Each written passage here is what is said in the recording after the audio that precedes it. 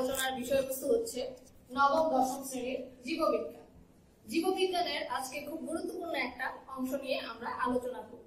আমাদের আজকের আলোচনার বিষয়বস্তু হচ্ছে কোষ বিভাজন অধ্যায় 3। কোষ বিভাজন আমরা জানি কি, কোষ হচ্ছে আমাদের জীবদেহের গঠন ও কার্যকরী এক। জীব বলতে আমরা দুই ধরনের জীবকে বুঝে থাকি, উদ্ভিদ এবং প্রাণী। এই যে উদ্ভিদ এবং প্রাণী, এরা পৃথিবীতে যতদিন বেঁচে থাকে ততদিন তারা হুবহু একই রকম থাকে না।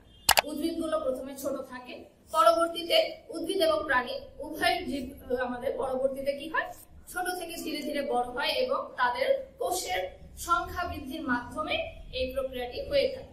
এখন এই যে আমরা কোষের সংখ্যা বৃদ্ধি বলছি, অথবা আমাদের যে জীবনকালের একটা পর্যায়ে আমরা ছোট থাকি, পরে ধীরে ধীরে আমরা বড় হচ্ছি, এই বড় হওয়ার যে প্রধান প্রক্রিয়াটি কাজ করে, গুরুত্বপূর্ণ প্রক্রিয়াটি হচ্ছে আমাদের কোষের বিভাজন।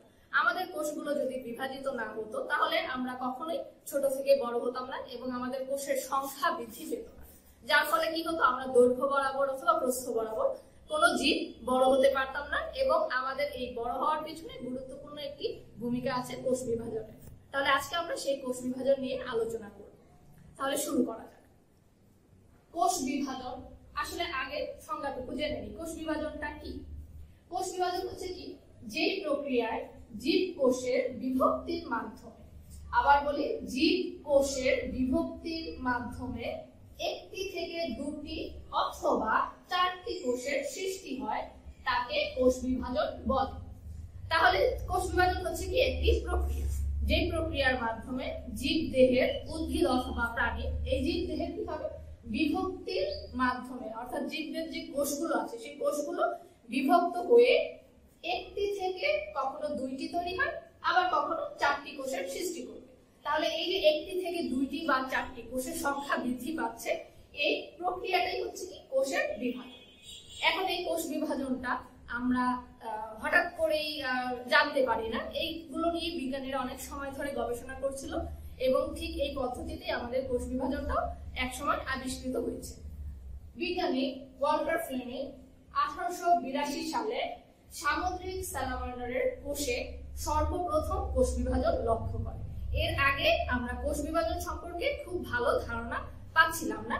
বিজ্ঞানী সামুদ্রিক স্যালামান্ডারের কোষে যখন সর্বপ্রথম কোষ বিভাজনটা লক্ষ্য করে, এরপর আমাদের কোষ বিভাজন সম্পর্কে, অর্থাৎ উদ্ভিদ এবং প্রাণী কিভাবে বড় হচ্ছে সেই বিষয়টা আমরা আরো বিস্তারিতভাবে জানার একটা সুযোগ পেয়ে যাই। এখন এই যে কোষ বিভাজন প্রক্রিয়াটা, এই প্রক্রিয়াটা কয়েকটি পদ্ধতির মাধ্যমে হয়ে থাকে। তার মধ্যে গুরুত্বপূর্ণ দুইটা পদ্ধতি হচ্ছে মাইটোসিস এবং মিয়োসিস। এই দুটি পদ্ধতি সবচেয়ে বেশি গুরুত্বপূর্ণ এবং হচ্ছে এর মাধ্যমে সাধারণত উন্নত শ্রেণীর, অর্থাৎ বহুকোষী জীবদেহের কোষের বিভাজন গুলো হয়ে থাকে। এখন আমরা মাইটোসিস বিভাজন সম্পর্কে কিছু ধারণা নিব। মাইটোসিস বিভাজনটা হয় প্রকৃত বা সুকেন্দ্রিক কোষ বিভক্ত হয়ে দুইটি অপত্য কোষ তৈরি করে। তাহলে মাইটোসিস বিভাজনে কি হয়, আমরা একটু আগে শুনেছিলাম যে কোষ বিভাজনে একটি কোষ থেকে দুইটি, কখনো চারটি কোষ সৃষ্টি হয়। কিন্তু এই মাইটোসিস বিভাজনের মূল বৈশিষ্ট্য কি, প্রকৃত অথবা সুকেন্দ্রিক কোষে হবে এবং বিভক্তির পর দুইটি অপত্য কোষ তৈরি হয়। এখন এখানে দেখো একটি পাশের চিত্র এঁকেছিলাম আমি ছোট করে একটি বোঝানোর সুবিধার জন্য। যেমন আমাদের যেই কোষটি বিভক্ত হবে আমরা তাকে বলবো মাতৃকোষ, এবং মাতৃকোষ বিভক্ত হয়ে নতুন যে কোষগুলো তৈরি হয় সেই কোষগুলোকে বলা হয় কি অপত্য কোষ। এখানে একটি কোষ বিভক্ত হয়ে দুইটি নতুন কোষে পরিণত হলো বা তৈরি হলো, তাহলে আমরা বলতে পারি যে একটি মাতৃকোষ বিভক্ত হয়ে দুইটি অপত্য কোষ তৈরি করলো। তাহলে যেই পদ্ধতিতে বা যে প্রক্রিয়ায় এই রকম একটি কোষ থেকে আমরা দুইটি অপত্য কোষ পাবো বা তৈরি হবে, সেই প্রক্রিয়াটাকে আমরা বলবো কি মাইটোসিস, কোষ বিভাজন। এবং আরেকটি পয়েন্ট আছে এখানে, এই কোষ বিভাজন করতে যে কোষগুলো কি করে, কোষের যে নিউক্লিয়াস আছে, নিউক্লিয়াস, ক্রোমোজোম এবং সাইটোপ্লাজম, কোষের নিউক্লিয়াস, ক্রোমোজোম এবং সাইটোপ্লাজম বিভাজিত হয় শুধুমাত্র একবার। এই মাইটোসিস প্রক্রিয়াতে একটি কোষ থেকে দুইটি কোষ হওয়ার জন্য কোষের ভিতরে যে নিউক্লিয়াস থাকবে সেটিও একবার বিভাজিত হবে, ক্রোমোজোম গুলো একবার বিভাজিত হবে, একই রকম ভাবে সাইটোপ্লাজমটাও বিভাজিত হবে একবার, শুধুমাত্র একবারই এটা বিভাজিত হবে। এরপর ক্রোমোজোমের সংখ্যা তথা ডিএনএ এর পরিমাণ সমান থাকে। আমরা জানি আমাদের প্রত্যেকটি জীবের আলাদা আলাদা বৈশিষ্ট্য থাকে এবং প্রত্যেকটি জীবের ক্রোমোজোমের পরিমাণ এবং সংখ্যা সমান থাকে। এখন এই মাইটোসিস কোষ বিভাজনের মাধ্যমে একটি থেকে যে দুইটি কোষ হবে, সেখানে মাতৃকোষে যতটুকু ক্রোমোজোম থাকবে বা যেই পরিমাণ ক্রোমোজোম থাকবে, আমরা ক্রোমোজোম বলতে বুঝি ডিএনএ এর পরিমাণটাকে, মাতৃকোষে যতটুকু ডিএনএ এর পরিমাণ থাকবে অপত্য কোষ দুইটির মধ্যে হুবহু একই রকম সমসংখ্যক এবং সমপরিমাণ ডিএনএ বর্তমান থাকবে। এবং যেহেতু মাতৃকোষ এবং অপত্য কোষ এই কোষগুলোর মধ্যে ক্রোমোজোমের পরিমাণ তথা ডিএনএ এর পরিমাণ সমান থাকে, সেই জন্য এই সমীকরণের এই বিভাজনটাকে বলা হয় কি সমীকরণের বিভাজন। এর মাধ্যমে জীব দৈর্ঘ্য ও প্রস্থে বৃদ্ধি পায়। অর্থাৎ আমাদের এই মাইটোসিস কোষ বিভাজনের মাধ্যমে একটি কোষ থেকে হুবহু দুইটি কোষ তৈরি হওয়ার মাধ্যমে আমাদের জীব দেহের কোষের পরিমাণ অনেক বৃদ্ধি পাবে এবং কোষের সংখ্যাও বৃদ্ধি পাবে। এবং এই কোষের সংখ্যা বৃদ্ধির মাধ্যমে প্রতিটি উদ্ভিদ এবং প্রাণী জীব কোষগুলো কি হচ্ছে দৈর্ঘ্য বরাবর এবং প্রস্থ বরাবর বৃদ্ধি পাচ্ছে, অর্থাৎ বড় হচ্ছে। প্রাণীর দেহকোষে এবং উদ্ভিদের বর্ধনশীল অংশে বিভাজিত হবে। অর্থাৎ এই মাইটোসিস কোষ বিভাজনটা হবে শুধুমাত্র প্রাণীদের দেহকোষে, অন্য কোনো ধরনের কোষে না। আমরা জানি কোষ দুই ধরনের, কোষের অধ্যায়ে আমরা পড়ে এসেছি যে আমাদের দেহের কোষ থাকবে দুই রকম, একটি জনন কোষ আর একটি হচ্ছে দেহকোষ। এখন এই মাইটোসিস প্রক্রিয়াটা হবে শুধুমাত্র দেহকোষের মধ্যে, কখনোই জনন কোষে হবে না। কিন্তু উদ্ভিদের ক্ষেত্রে দেহকোষের মধ্যে আবার বিভিন্ন রকমের কোষ আছে, স্থায়ী কোষ আছে, ভাজক কোষ আছে। তো এরকম আমাদের উদ্ভিদের ক্ষেত্রে শুধুমাত্র বর্ধনশীল অংশে, যে অংশটা বর্ধিত হচ্ছে, অর্থাৎ বর্ধনশীল অংশে যে ভাজক কোষগুলো থাকবে বিভাজনের ক্ষমতা সম্পন্ন, শুধুমাত্র সেই অংশগুলোতে, যেমন কাণ্ড, মূলের অগ্রভাগ, পাতা, ভ্রূণমূল, ভ্রূণমুকুল ইত্যাদি যে অংশগুলো থাকবে, যেখানে উদ্ভিদের বর্ধনশীল অংশে ভাজক কোষ থাকবে, শুধুমাত্র সেইখানটায় কি হবে আমাদের এই মাইটোসিস কোষ বিভাজনটা সম্পন্ন হয়ে থাকে। এখন আমরা জেনে নিই এই যে মাইটোসিস কোষ বিভাজন, এটা আমাদের কি কি কাজে ব্যবহৃত হয় বা আমাদের জন্য কেন দরকার অথবা কি গুরুত্ব। মাইটোসিস কোষ বিভাজনের গুরুত্বগুলো হচ্ছে, প্রথম একটা পয়েন্ট, দেহ গঠন ও দৈহিক বৃদ্ধি। অর্থাৎ আমাদের জীব দেহের, আমি বলেছিলাম যে এই বিভাজনটা হয় উদ্ভিদের বা প্রাণীর দেহকোষে। তাহলে এই দেহকোষের সংখ্যা বৃদ্ধির মাধ্যমে যেহেতু উদ্ভিদ এবং প্রাণীর দৈহিক বৃদ্ধি ঘটে থাকে, তাহলে আমরা বলতে পারি যে মাইটোসিস কোষ বিভাজনের কারণে আমাদের দৈহিক বৃদ্ধি সম্পন্ন হয় এবং আমাদের দেহ গঠন করার জন্য শুধুমাত্র একটি কোষ দরকার হয় না, বহুকোষী জীবে অনেকগুলো কোষ মিলে দেহের বিভিন্ন অঙ্গ প্রত্যঙ্গ তৈরি হয়। কাজে আমাদের দেহ গঠনের জন্য এই মাইটোসিস বিভাজনটা অনেক গুরুত্বপূর্ণ।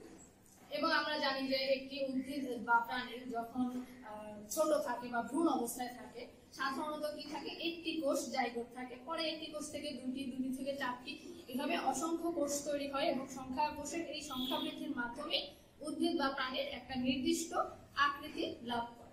অর্থাৎ আমাদের উদ্ভিদ এবং প্রাণীর জীব দেহের গঠনের জন্য এবং এই জীব দেহের বৃদ্ধি পাওয়ার জন্য, আমাদের দৈহিক বৃদ্ধির জন্য কি মাইটোসিসটা খুবই গুরুত্বপূর্ণ। এরপর নিম্ন শ্রেণীর উদ্ভিদ ও প্রাণীর প্রজনন। আমরা জানি যে উদ্ভিদ বা প্রাণী সব সময় সংখ্যা বৃদ্ধি করে থাকে এবং উদ্ভিদ প্রাণীর হুবহু একই রকম আরেকটি উদ্ভিদ বা প্রাণী তৈরির যে পদ্ধতি, সেটাকে আমরা প্রজনন বলে থাকি। এখন এই প্রজননের ব্যাপারে দুই ধরনের উদ্ভিদ এবং প্রাণী আছে, একটি হচ্ছে এককোষী বা নিম্ন শ্রেণীর উদ্ভিদ বলে থাকি, আবার কিছু উদ্ভিদ বা প্রাণী আছে যারা বহুকোষী। এখন সাধারণত নিম্ন শ্রেণীর উদ্ভিদ প্রাণী এবং এককোষী যে উদ্ভিদ প্রাণীগুলো আছে, সেই উদ্ভিদ এবং প্রাণীর প্রজননের জন্য দেখা গেছে উদ্ভিদগুলো দৈহিক প্রজনন বা অঙ্গজ প্রজননের মাধ্যমে বংশবৃদ্ধি করে থাকে। আবার কিছু উদ্ভিদ প্রাণী আছে যারা নিজেদের সংখ্যা বৃদ্ধির জন্য এই কাজটি করে থাকে, অযৌন পদ্ধতির মাধ্যমে যে জন্মটা করে থাকে, সেখানে এই মাইটোসিস কোষ বিভাজনটা হয়ে থাকে। এরপর নির্দিষ্ট আকার, আয়তন রক্ষা। এই মাইটোসিস কোষ বিভাজনের মাধ্যমে যে একটি কোষ থেকে হুবহু দুইটি কোষ তৈরি হচ্ছে, অপত্য কোষ, এই অপত্য কোষগুলোর প্রত্যেকটি কোষে স্বাভাবিক যে আকার, আকৃতি এবং আয়তন আছে, সেই আয়তনগুলো স্বাভাবিক অবস্থায় যেরকম থাকে হুবহু একই রকমের অপত্য কোষগুলো তৈরি হচ্ছে। মাতৃকোষের আকার যেরকম থাকবে, অপত্য কোষের আকারটাও ঠিক একই রকম থাকবে। মাতৃকোষের যে সমস্ত গুণগুলো থাকবে সবগুলো গুণ অপত্য কোষের মধ্যে বর্তমান থাকবে এবং এইভাবে কি হয় নির্দিষ্ট আকার এবং আয়তন রক্ষা করা সম্ভব হয় প্রতিটি কোষের মধ্যে। নিউক্লিয়াস ও সাইটোপ্লাজমের ভারসাম্য রক্ষা। যেহেতু আমরা জানি মাইটোসিস কোষ বিভাজনকে সমীকরণিক বিভাজন বলা হয়, কারণ এখানে আমাদের নিউক্লিয়াসের মধ্যে যেই পরিমাণ কোষ ক্রোমোজোম থাকার কথা হুবহু একই রকমের গুণ সম্পন্ন ক্রোমোজোম অপত্য কোষের মধ্যেও থাকে। যেহেতু মাতৃকোষ এবং অপত্য কোষের নিউক্লিয়াসের আকার এবং আকৃতি, নিউক্লিয়াসের পরিমাণ এগুলো সবগুলো একই রকম থাকে, সাইটোপ্লাজমের অন্যান্য যে বৈশিষ্ট্যগুলো থাকে কোষীয় অঙ্গাণুগুলো এই সবগুলো বৈশিষ্ট্য যেহেতু একই রকম এবং হুবহু একই রকমই থাকে, সেহেতু আমাদের কি হয় এই নতুন সৃষ্ট কোষে এবং মাতৃকোষে নিউক্লিয়াসের এবং সাইটোপ্লাজমের এই ভারসাম্যটা বা ব্যালেন্সটা খুব ভালো রক্ষা হয়। ক্রোমোজোমের সমতা রক্ষা। নিউক্লিয়াসের মধ্যে কি থাকে ক্রোমোজোম, যেটা যার মধ্যে কি থাকে ক্রোমোজোম বলতে আমরা মূলত বুঝি যে ডিএনএ এর পরিমাণ। এখন এই ডিএনএ গুলো আমাদের বিভিন্ন রকমের বৈশিষ্ট্য প্রকাশ বা নিয়ন্ত্রণের জন্য কাজ করে থাকে। এখন এই ক্রোমোজোম গুলোর সমতা রক্ষা পায় মাইটোসিস বিভাজনের মাধ্যমে। যেহেতু মাইটোসিস বিভাজনের আমি বলেছিলাম যে এটি একটি সমীকরণিক বিভাজন, হুবহু একই রকমের অপত্য কোষ তৈরি হয় দুটি, কাজেই মাতৃকোষে যে পরিমাণ ক্রোমোজোম থাকে অপত্য কোষেও ঠিক একই পরিমাণ ক্রোমোজোম বিদ্যমান থাকে, যার ফলে কি হয় নতুন তৈরি কোষগুলো মাতৃকোষ থেকে আলাদা হয় না, দেখতে হুবহু একই রকম থাকবে এবং তাদের কাজ করার যে গুণাগুণ সেটাও ঠিক একই রকমই থাকবে এই ক্রোমোজোমের সমতা রক্ষার কারণে। এরপর ক্ষত স্থান পূরণ। বিভিন্ন কারণে জীবের দেহ দুর্ঘটনার শিকার হতে পারে। এখন উদ্ভিদ বা প্রাণী কোনো কারণে যদি দুর্ঘটনার শিকার হয় তাহলে আমরা জানি কি সেখানে দেহে কোনো ক্ষত স্থান তৈরি হতে পারে। এখন এই ক্ষত স্থানগুলো প্রাকৃতিক ভাবে হতে পারে, কৃত্রিম ভাবে হতে পারে, মানুষের তৈরি কোনো কারণে হতে পারে, যে কোনো ভাবে হতে পারে। এই ক্ষত স্থানগুলো যখন একটা স্থানে ক্ষতের তৈরি হবে অর্থাৎ কোষগুলো নষ্ট হয়ে যাবে বা কোষের পরিমাণ কোনো কারণে কমে যাবে, সেই জায়গাটা যদি ভরাট করতে হয় তাহলে আমাদের হুবহু একই রকমের কোষ দিয়ে সেখানে ভরাট করা সম্ভব। এবং একই রকম কোষ কোন পদ্ধতিতে তৈরি হয় আমাদের মাইটোসিসের মাধ্যমে আমরা পেয়ে থাকি। যেহেতু মাইটোসিস কোষ বিভাজনের মাধ্যমে একই রকম কোষ তৈরি হবে এবং কোষের সংখ্যা বৃদ্ধি পাবে, সেহেতু দেহে কোনো ক্ষত তৈরি হলে সেই ক্ষত স্থানগুলো আমরা এই মাইটোসিস কোষ বিভাজন প্রক্রিয়ায় দেখতে পাই যে সেই ক্ষত স্থানগুলো পূরণ করা সম্ভব। এরপর গুণগত বৈশিষ্ট্যের স্থিতিশীলতা রক্ষা। যেহেতু মাইটোসিস কোষ বিভাজনে একই রকম গুণ সম্পন্ন অর্থাৎ সম গুণ সম্পন্ন এবং সম আকৃতির কোষ তৈরি হচ্ছে, কাজে এই ক্ষেত্রে দেখা যায় কি নতুন তৈরি কোষ এবং পুরনো কোষগুলোর মধ্যে একটা সামঞ্জস্য বিধায় থাকে এবং এর ফলে গুণগত যে বৈশিষ্ট্যগুলো থাকে অর্থাৎ ক্রোমোজোমের কাজ করার ক্ষমতা বা নির্দিষ্ট যে বৈশিষ্ট্য চারিত্রিক বৈশিষ্ট্যগুলো ছিল কোষের মধ্যে সেই বৈশিষ্ট্যগুলো হুবহু একই রকম থাকে। এখানে নতুন করে কোনো বৈশিষ্ট্য তৈরি হওয়ার সম্ভাবনা কম থাকে এবং এর ফলে আমাদের কি হয় গুণগত বৈশিষ্ট্য স্থিতিশীলতা বজায় থাকে এবং প্রতিটা জীব দেহে এই গুণগত বৈশিষ্ট্যগুলো ঠিক থাকে। জনন কোষের সংখ্যা বৃদ্ধি। জনন কোষের তৈরি হওয়ার যে পদ্ধতিটা সেই জায়গায় আমরা জানি যে অন্য ধরনের একটা কোষ বিভাজন হয়ে থাকে জনন কোষে, কিন্তু জনন কোষ তৈরি হয়ে যাওয়ার পর যখন জনন কোষগুলোর সংখ্যা বৃদ্ধি পাওয়া দরকার হয়, জনন কোষগুলোর সংখ্যা বৃদ্ধি বা পরিমাণ বৃদ্ধির জন্য যে পদ্ধতিটা কাজ করে সেই পদ্ধতিটা হচ্ছে কি মাইটোসিস পদ্ধতি। এই মাইটোসিস পদ্ধতির মাধ্যমে জনন কোষের সংখ্যা বৃদ্ধি ঘটে থাকে এবং জনন কোষের যদি সংখ্যা বৃদ্ধি না ঘটতো তাহলে আমাদের প্রজননের সময় দেখা যেত আমরা বাধার সম্মুখীন হচ্ছি। এই প্রজননে জনন কোষের সংখ্যা বৃদ্ধিটাও আমাদের মাইটোসিস প্রক্রিয়ার মাধ্যমে হয়ে থাকে। এখন এই মাইটোসিস প্রক্রিয়া কি শুধু উপকার করে থাকে না, এটা মাঝে মাঝে আমাদের জন্য অপকারও বয়ে নিয়ে আসে। যেমন সেটা কি হতে পারে অনিয়ন্ত্রিত মাইটোসিস। যদি মাইটোসিস কোষ বিভাজনের মাধ্যমে স্বাভাবিকভাবে একটি থেকে দুইটি কোষ তৈরি হয়ে থাকে, যদি কখনো এই মাইটোসিস বিভাজনটা নিয়ন্ত্রিত না হয়ে অনিয়ন্ত্রিত হয়ে যায়, দেখা গেছে একটা কোষ থেকে আমাদের তৈরি হওয়ার কথা ছিল 10টা কোষ বা 12টা কোষ, সেখানে যদি 12টা কোষ না হয়ে এই কোষ বিভাজনটা চলতেই থাকে তাহলে দেখা যাবে কি সেখানে হঠাৎ করে অনেকগুলো কোষ তৈরি হয়ে যাবে। তাহলে এই অতিরিক্ত কোষগুলো তখন কোথায় যাবে? আর কোথাও যায় না। সেই অতিরিক্ত কোষগুলো একসাথে জমা বেঁধে তারা কি একটা পিন্ডের তৈরি করে, যার ফলে টিউমার তৈরি হয় এবং পরবর্তীতে টিউমার থেকে ক্যান্সারের আকৃতি ধারণ করে। এখন শরীরে যদি কোনো কারণে ক্যান্সারের জীবাণু থাকে তাহলে সে কি করে আমাদের এই কোষ বিভাজনের যে একটা নির্দিষ্ট স্বাভাবিক প্রক্রিয়া আছে সেই প্রক্রিয়াটি নষ্ট করে দেয় এবং এর ফলে দেখা যাচ্ছে কি আমাদের এই অনিয়ন্ত্রিত কোষ বিভাজন শুরু হয়ে যায় এবং মাইটোসিস কোষ বিভাজনটা যদি কখনো অনিয়ন্ত্রিতভাবে হয়ে থাকে তাহলে সেক্ষেত্রে আমরা টিউমার বা ক্যান্সার কোষ তৈরি হওয়ার একটা প্রবণতা দেখতে পারি এবং যেটা আমাদের উদ্ভিদ বা প্রাণীর জন্য ক্ষতিকর হয়ে থাকে।